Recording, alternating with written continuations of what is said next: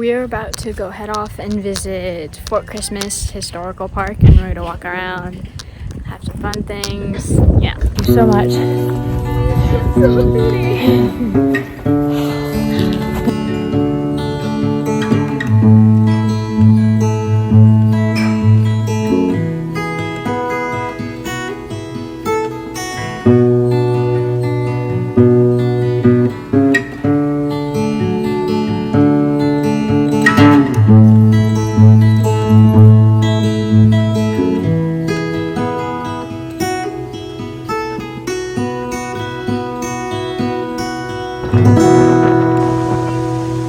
Welcome to Wildflowers Adventures.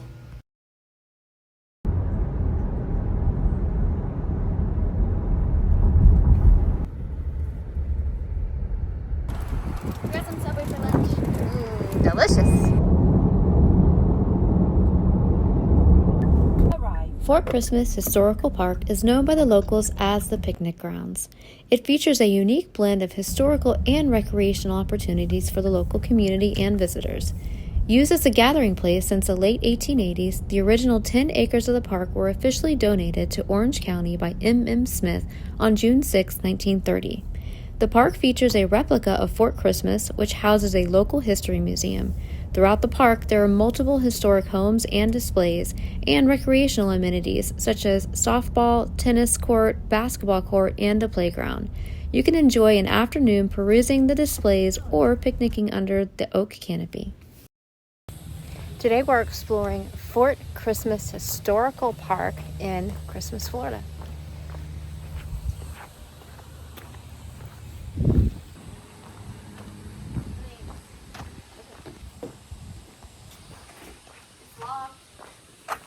Alright, so not sure what this place is or where it is. It's supposed to be open, but let's see if we can peek in. Maybe there's another entrance. Well, let's start with this. It's open daily, 9 a.m. to 4 p.m. There you have one, Ava. Let's take a peek around this way. It looks like this is a pretty big area. Oh, this is cool. That's cool. Yeah, I don't think it's going to come out well on video because it's the glare. Yeah. But these are replicas. That's so cute. Look at how many people. I wouldn't even see that. How many people? Yeah, it is pretty neat.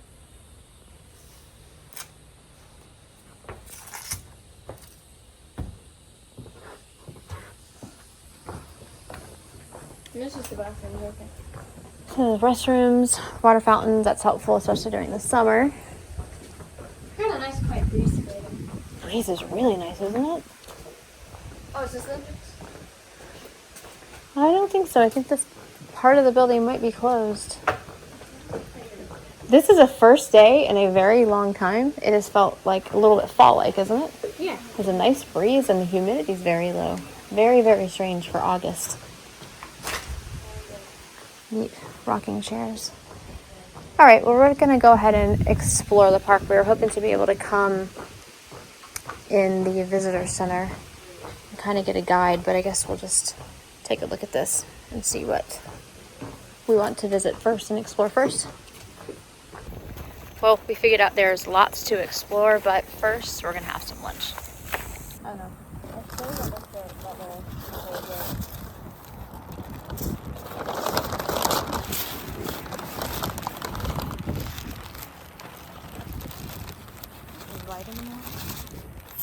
Alright.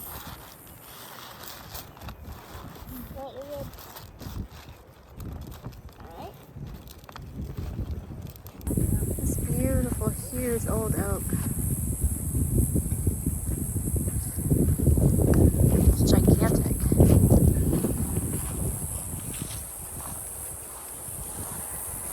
Oh, the beautiful hanging moss.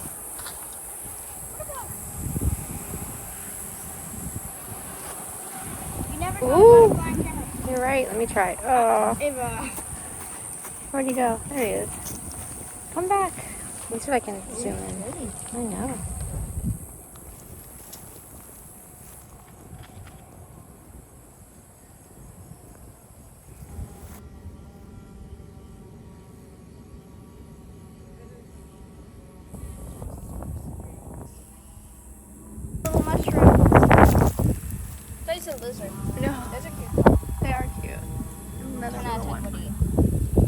I don't know if we could eat these, so let's not try. We'll just observe them and appreciate their cuteness.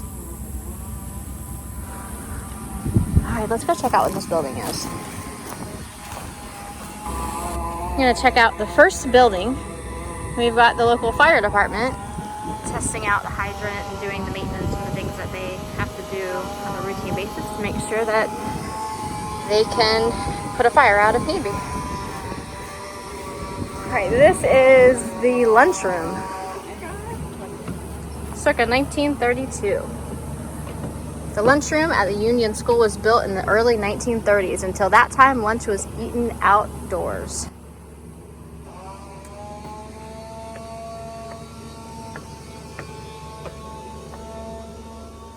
So far, we've learned that there's a replica of Fort Christmas, which houses a local history museum. We'll get to that soon, not too far into the video.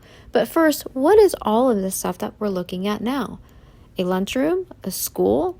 Well, let's talk about the history of Fort Christmas. On December 25th, 1837, a force of 2,000 U.S. Army and the Alabama Volunteers arrived near this spot to construct a supply depot. The United States of America was in the midst of a second Seminole Indian War, with the Battle of Okeechobee taking place that same day. A company of about 80 soldiers remained encamped at Fort Christmas. As the war progressed, military action moved southward. As a result, the supplies were no longer routed by land, but by ship to Fort Jupiter at Jupiter Inlet. Thus, Fort Christmas was abandoned in March of 1838. The war ended in 1842. Exactly 3,824 Seminoles were moved west, leaving 200 to 300 hiding in the swamps of the Everglades.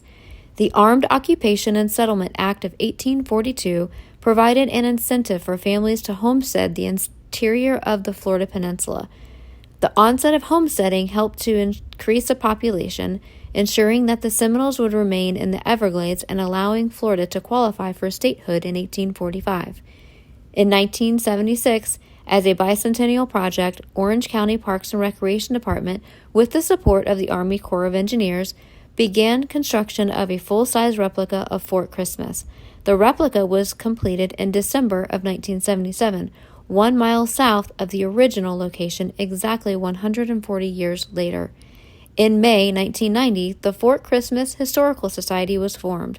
Through their efforts, a master plan was developed to create a living history settlement. The society has become instrumental in the preservation of rural heritage of East Orange County. Union School, 1906. It was established in 1906, originally a large one-room school. It was named Union School because it united several small family-operated schools in Fort Christmas area into a central location.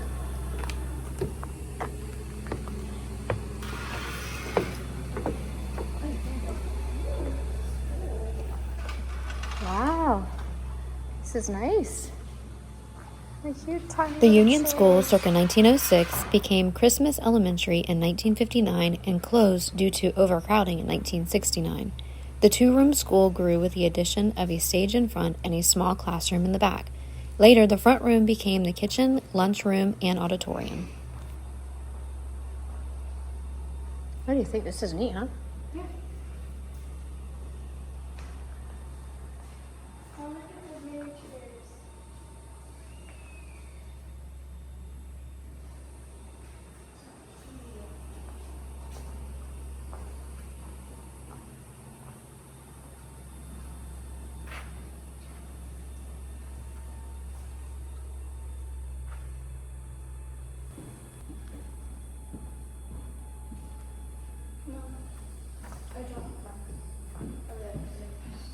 Okay.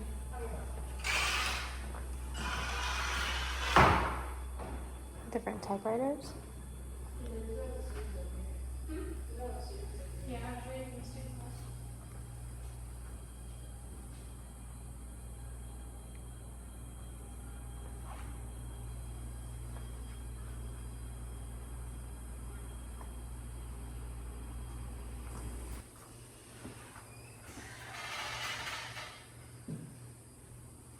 I love these. Students then and now.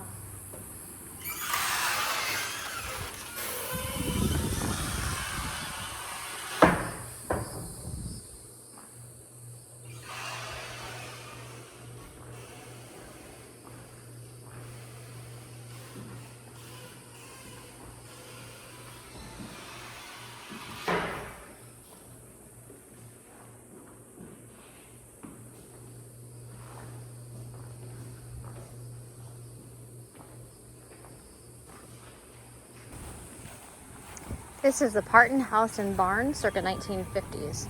Dixie Parton was the youngest son of Hugh Gilmore Parton Jr. and Margaret Hall.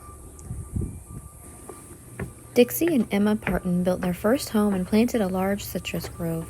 40 years later, they built this house with indoor plumbing and electricity. Oh, walk right into the kitchen. This is quite fancy. Maybe the pie. Looks delicious. General Electric refrigerator.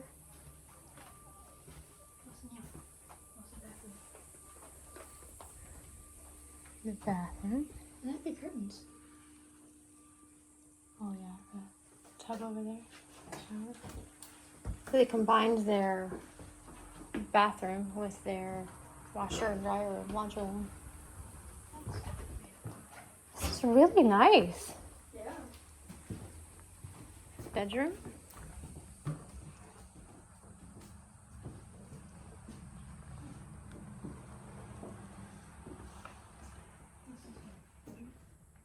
Armoire full of clothes. What is this? Oh, it's a kitchen. Beautiful table. What a nice open area where you can have your prepare your food over here, serve it even here, and then eat right at the table. What is this? Another bedroom? Yeah. Oh, look at the toys. It looks like an adult room.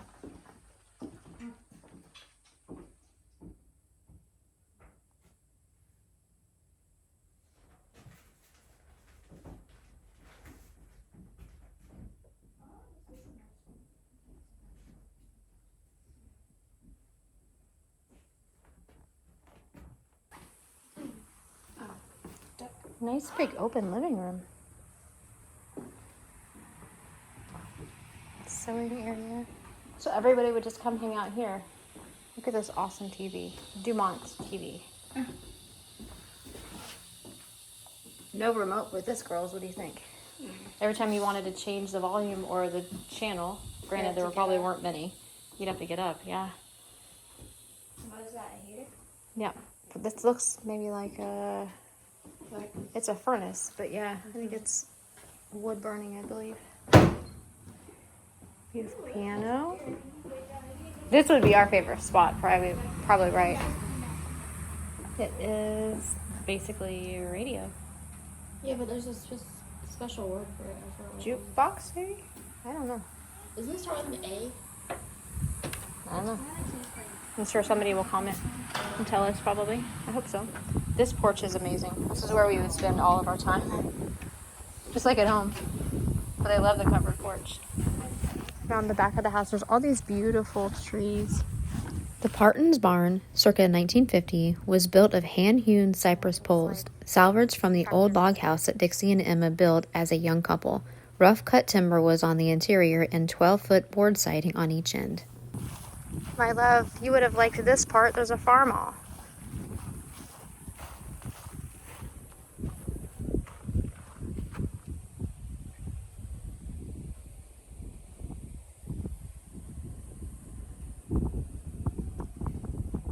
Plow, row maker, cultivator, grove ladder, horse-drawn cultivator, a lawnmower.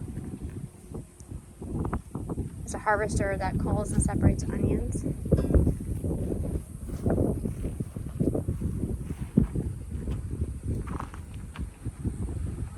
This was built by hand on the Model T Ford.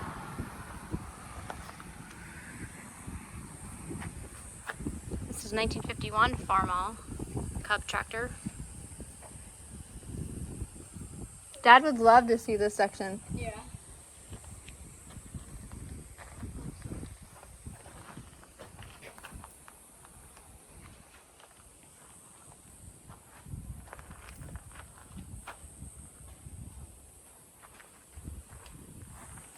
This is a Ford 8N tractor. Some of you watching these videos may be familiar with seeing some of these. I imagine they lasted for a very long time because things felt like they were built different prior to modern day.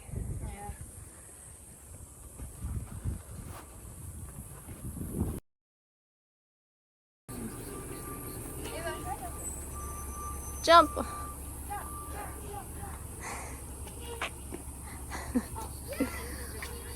Fort Christmas.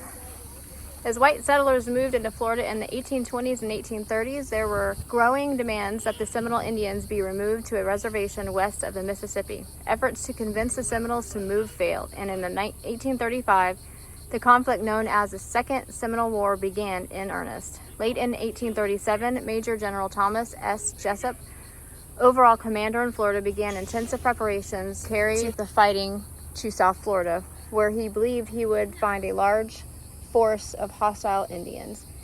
These preparations included opening a road on the west side of St. Johns River and building along the road several posts to serve as depots for operations to the south. On December 25th, 1837, troops under the command of Brigadier General Abraham Eustis established Fort Christmas on the north side of a creek a short distance from here. General Jessup himself led the column south from Fort Christmas early in January. By late January, Jessup's troops were receiving their supplies by water from the St. Lucie River, and in March, Fort Christmas was abandoned. While this simple wooden fortification was short-lived, it gave its name to the town of Christmas, a short distance south of here.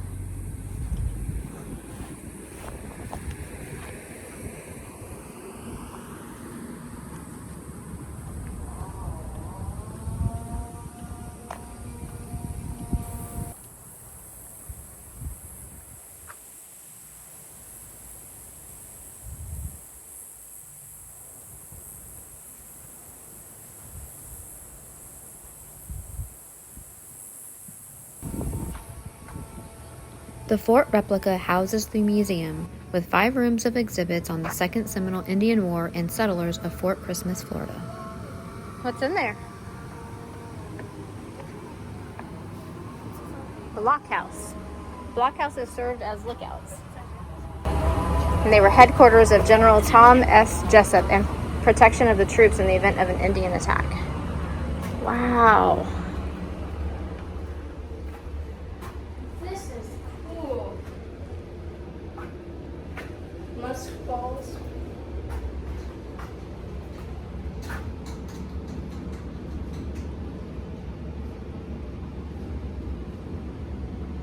USS United States. Beautiful ship. Isn't it though? Look at the sword.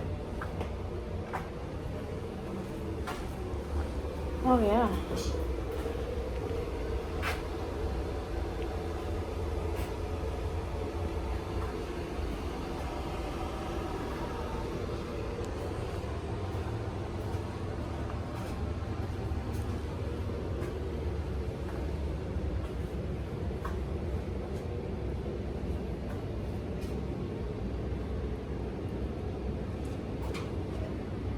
It's horseshoes. Musket balls also. There's pottery and bone fragments.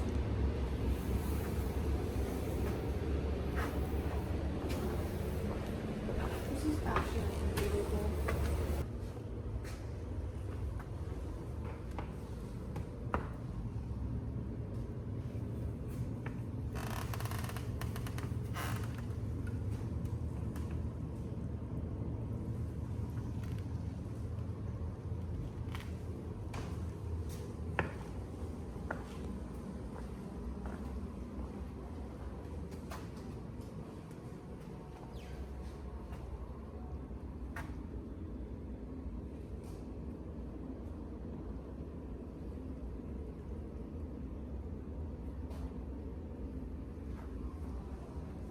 See the lookouts, how you could still be protected and see outside.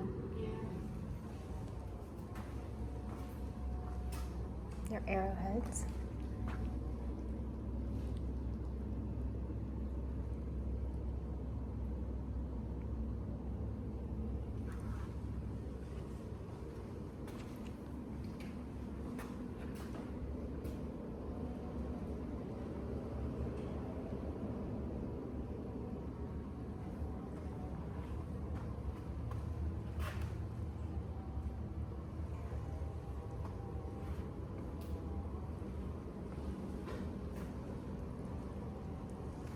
The Seminole chiefs and the U.S. Army met on many occasions to discuss the treaties and removal to the Arkansas Territory.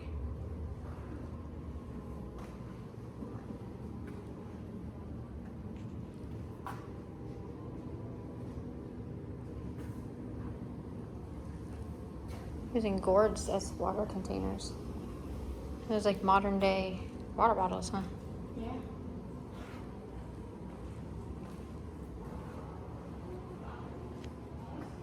Hi guys. Come upstairs. That's cool.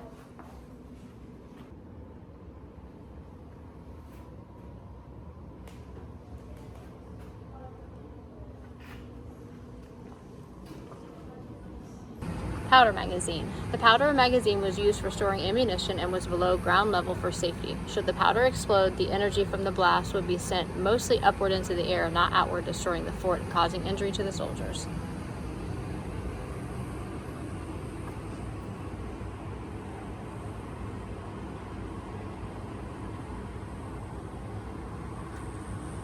In 1837, the United States Army was using flintlock muskets manufactured at Springfield and Harper's Ferry armories. Black powder, highly flammable, was made of 3 ingredients: charcoal refined to carbon, saltpeter or potassium nitrate, and sulfur.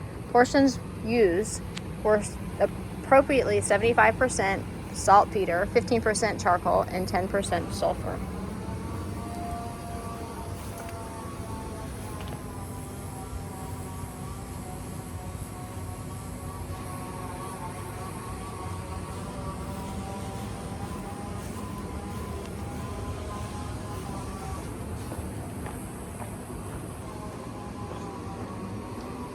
Another blockhouse.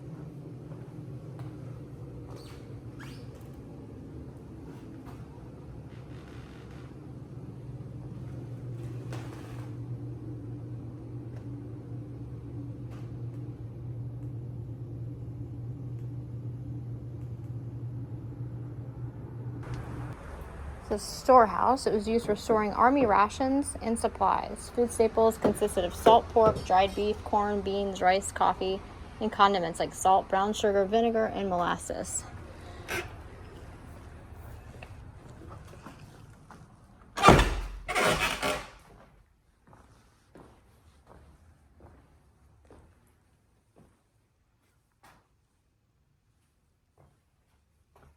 200 pounds. That's a lot.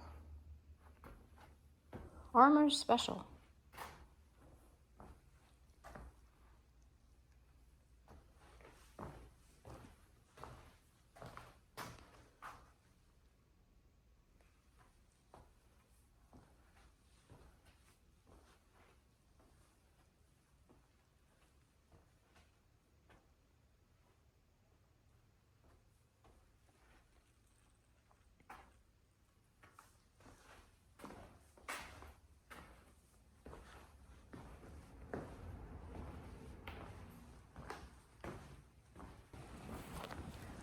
Like this is a library. This is only open by appointment only, so unfortunately we won't be The able to Cracker check out House, the Breda, library. Canada, Barnes Boney Research Library. It contains books, periodicals, and files on Florida history and pioneer life.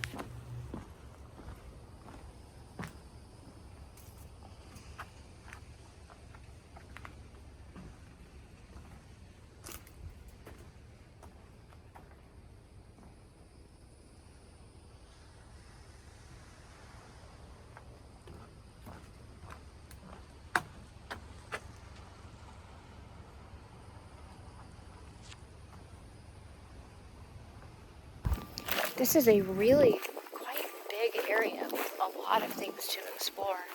So far we've had a really great day. The weather is wonderful. I can't even believe I'm saying that in August, but it is. There's a nice beautiful breeze, the humidity is low, and there's so much shade under all of these beautiful trees. There's just so much to look at and really take in and imagine what life would have been like so many years ago. Cane mill and syrup kettle. Donated by Mr. and Mrs. Ralph Coward, the cane grinder is still in use at the cane annual Cracker grinding. Christmas event in December. Every farmer had a patch of sugar cane that provided syrup and brown sugar. The patch was cultivated in low areas, getting sweet in late October. It was cut and hauled by wagon to the mill where it was stripped and topped. Cane grinding, supply making.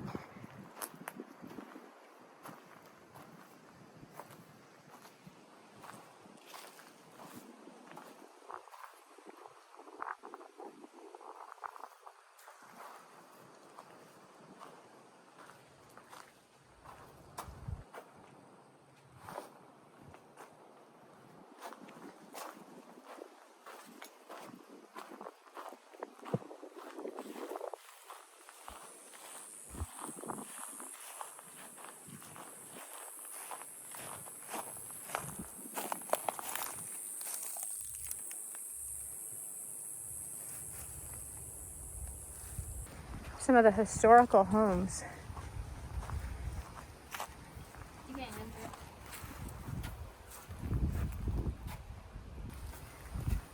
All the different houses. What is it, Jael? Oh. We did see quite a few of these on trail, didn't we? Wonder if it looks the same inside.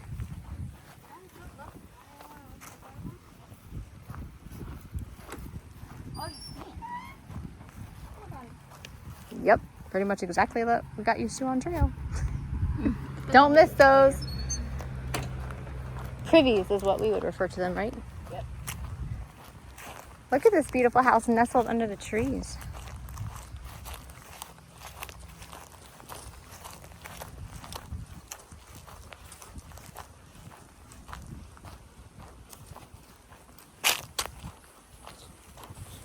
Welcome to the Yates House, circa 1930.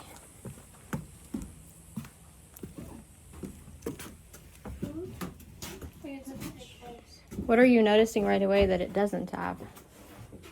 Lights, Okay, that's one. What else? AC. Yes. No such thing back then. For most people, at least. The wind is Yeah, there's a nice breeze. What do you think, though, it was to live like this? Whether there were screens or not, I don't know. With the mosquitoes. You probably find your own remedies to it. Look at the baby's bed. Sorry, Eva, what'd you say? You probably find your own remedies to it if you've been living in it for long. Yeah, you kind of have to. Tiny little baby's bed. That's the baby in there. Or in the crazy. Bud and Polly Yates homesteaded 40 acres and raised their 8 children in this one-room house. The kitchen was added in the early 1920s.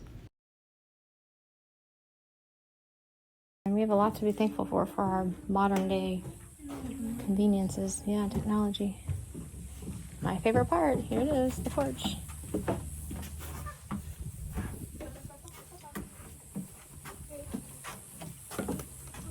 This one has a carport. Yeah. Probably a horse cart, I think. Yeah, look at. That's neat. This one's really small, huh? But it has everything you need, right? Yeah. A way to cook. So there's another baby. Oh, yeah. Place to eat your food. Place to sleep. Yeah. So this is where part of the land they would have grown cotton. Cotton was grown by American Indians in the early 1500s, documented from sightings by the Coronado expedition from 1540 to 1542. The Spaniards raised a cotton crop in Florida in 1556. So in all this homestead, they had all these different areas that were used for different things. Gardening to blacksmith, to where they kept animals. Smokehouse exhibit. The early pioneers preserved their meat in one of 3 ways: packing it in salt, fat, or smoking it. Smoking meat is done by hanging the meat over a smoking fire, which takes several days. The meat then lasts for several months.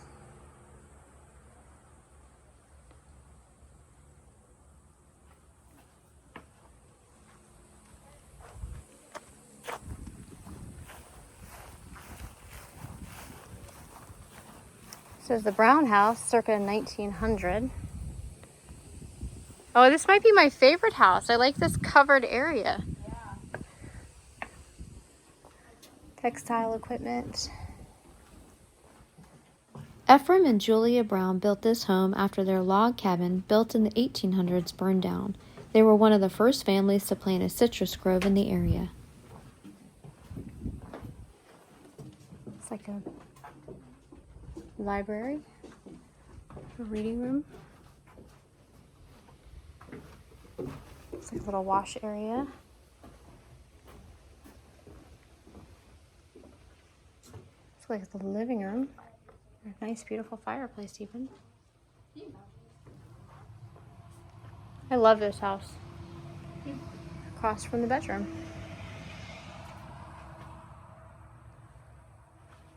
And of course, a beautiful porch. That is one whole side of the house.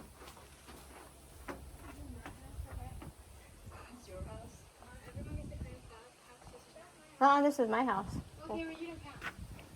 We're all claiming which house is going to be ours. Ava, are we going to claim this one together? We're claiming that. Okay. Oh, and Little Bear's is over there. Jaden, where's yours? The tiniest house. The first one we saw. I claim this one. That's cute. I claim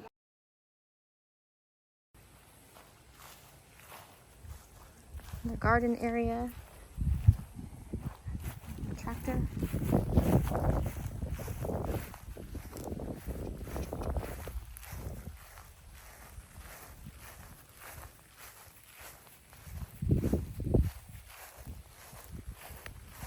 Banana trees. I'm thinking this might be sugarcane. Not 100% sure, but I think so. Yeah, Florida sugarcane. Sugarcane is a crop that can be grown throughout Florida. In most areas of the state, it is grown only as a hobby crop for syrup production or as a source of chewing cane.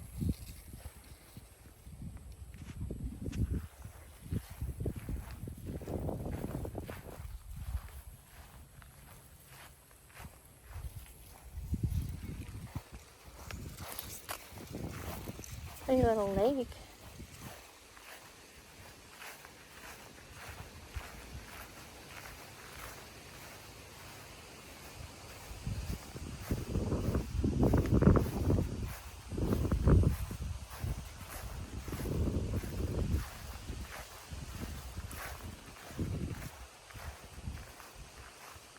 I love the sound of the wind through the trees.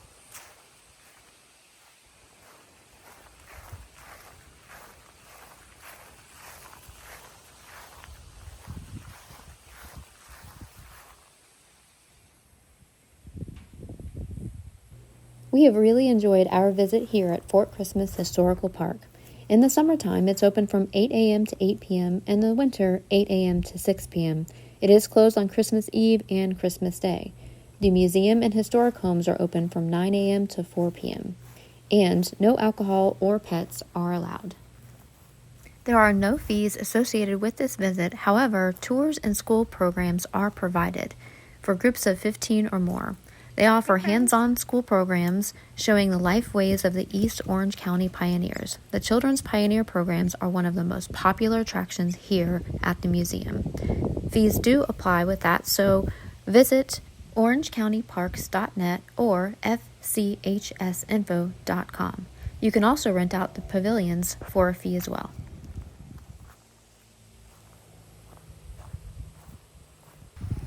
This is the Simmons, the third house, circa 1915. This one, I should have picked this one. This has more porches, and I love wraparound porches. So this is a bedroom with its own porch. Siblings George and Maddie Simmons never married and built this house after their father passed. They raised vegetables for the local turpentine camp. So this is the front door. There's a porch on either side.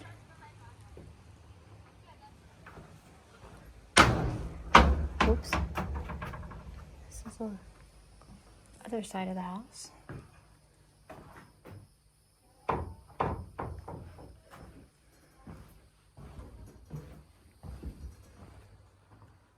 Looks like you have a place to eat. So you have the kitchen and the dining room on one side, connected by, I guess it would be like a portico or just a covered area. Nice, beautiful porch into the other part of the living area. So you've got your living room, fireplace, the one bedroom. And this goes into, I'm not sure what room this would be used for. I guess it could be another sitting area or a library area. Could be used anything really, I suppose. More porch there. And then out the side or the back, you have another beautiful porch. This is gorgeous. I feel like a realtor giving ideas of the spaces. I'm going to skip over to this big house over here. There's all these other houses this way. You see where they probably kept livestock. And the girls enjoying the lake. Let's go see what's over here. This looks like the biggest house of all of them here.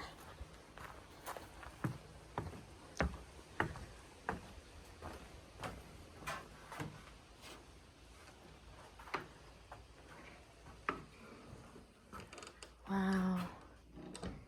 This is gorgeous. Really nice place to just, for the whole family to hang out. This is the Beehad Ranch House, circa 1917.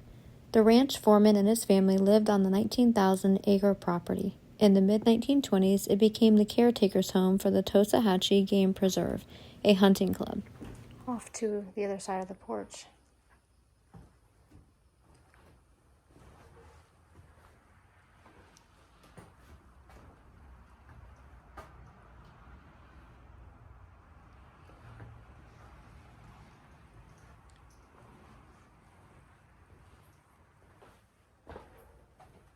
Pantry here.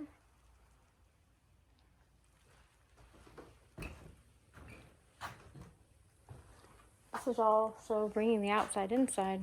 So you have a huge porch here.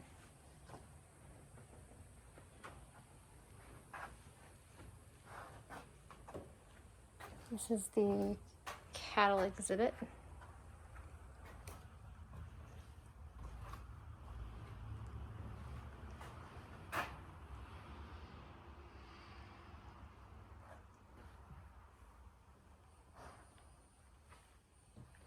Cattle ranching from the 1870s to the 1930s.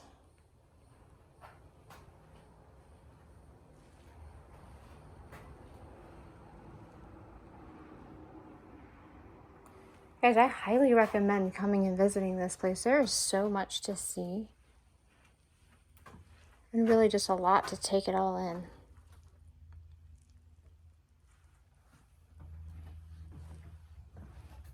Another bedroom, fireplace, baby bassinet, baby carriage.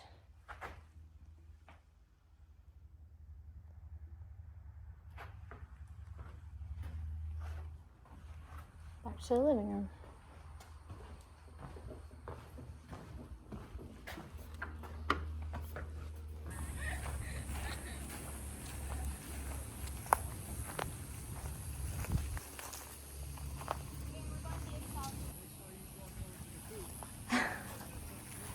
I don't have anything for you guys. I'm sorry to mislead you.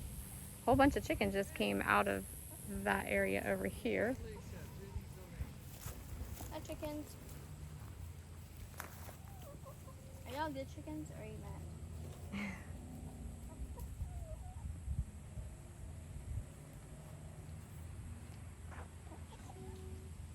Stop it. This is the hen den, and I think they all came running out because I believe they think I'm going to feed them. Chickens. As European immigrants and settlers came to America, many came with chickens in tow. Some were raised in farms and in towns, sharing living space with the farmer in their house or outbuildings. Free to roam the fields, foraging for food, and even living among the many other animals on the farms. On most farms in the early 20th century America, it was women and children who largely looked after the flock. Well, what did you girls think? It was really cool. 10 out of 10. 10 out of 10. Awesome. What do you think? It was really cool. It reminded me of Resident Evil. You know that game? Oh, yeah. Yeah, with all like the villages and stuff. It looked really cool. Yeah, this was definitely highly recommend. We've been here for what, maybe 3 hours or so, and I think we could spend even longer if we wanted to. But yeah, we're gonna go check out Florida Wetlands Park, I think is what it was called. And actually, thank you to one of our subscribers who reminded me about this place, but also suggested that we go check out the Florida Wetlands Park. So it's about 6 minutes drive from here. Let's go check it out. Yeah.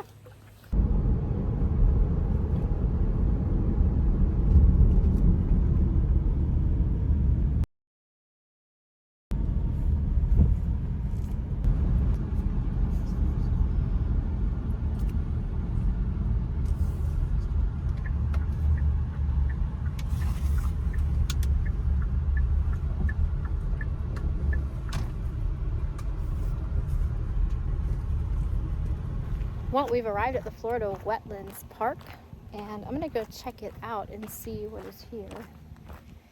It's gotten pretty hot. It's about 96, I think it said, degrees, and it feels like it's about 105.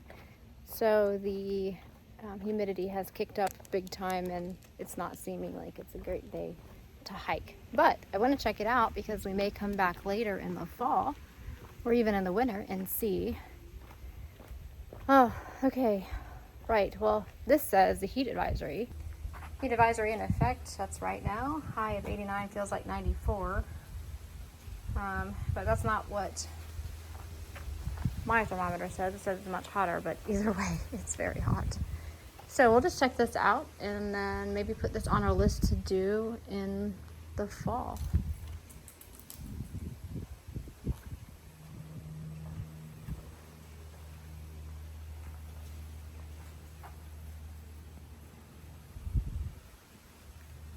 This little bird exhibit.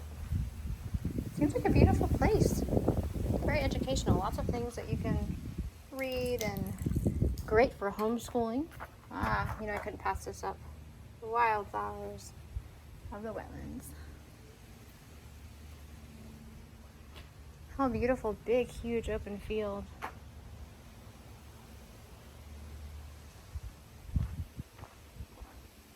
Another bird exhibit. White ibis.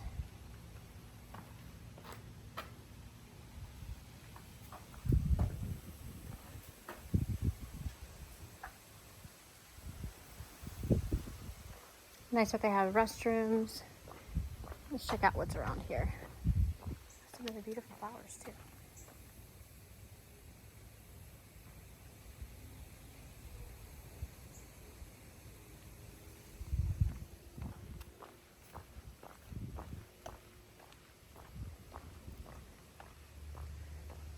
So it looks like there's several trails.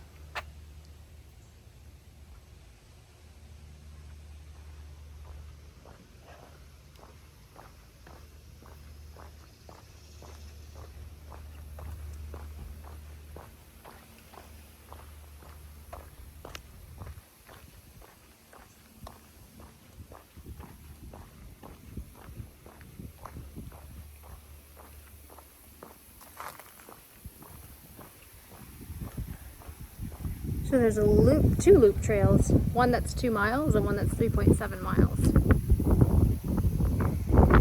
No drones and no pets. It looks like that is the visitor center.